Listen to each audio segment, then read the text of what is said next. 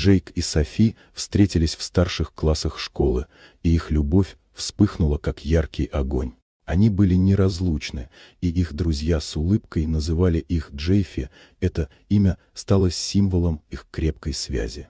Вместе они пережили множество радостных моментов, делились мечтами и планами на будущее. После окончания школы у них родилась дочь Мия, и хотя пара не была замужем и не имела собственного жилья, они чувствовали себя счастливыми и полными надежд. Родители Софи предоставили им временный приют, и они начали копить деньги на собственный дом.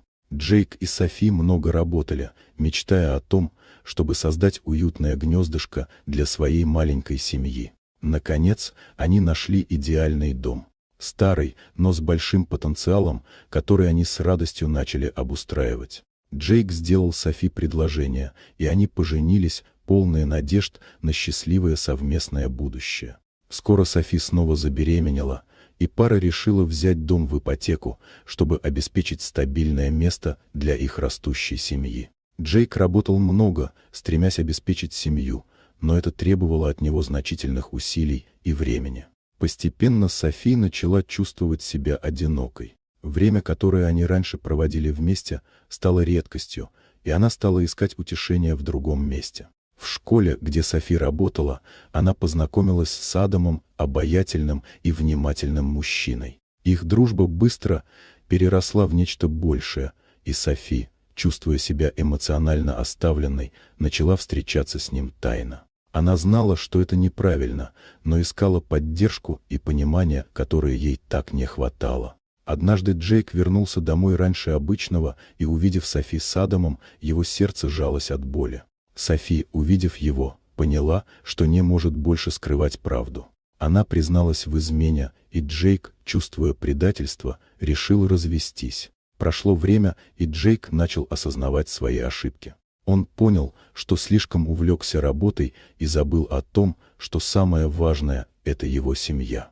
Джейк решил вернуться домой, чтобы попытаться восстановить отношения с Софи и Мией. Он начал делать все возможное, чтобы показать, что готов меняться и уделять внимание своим близким.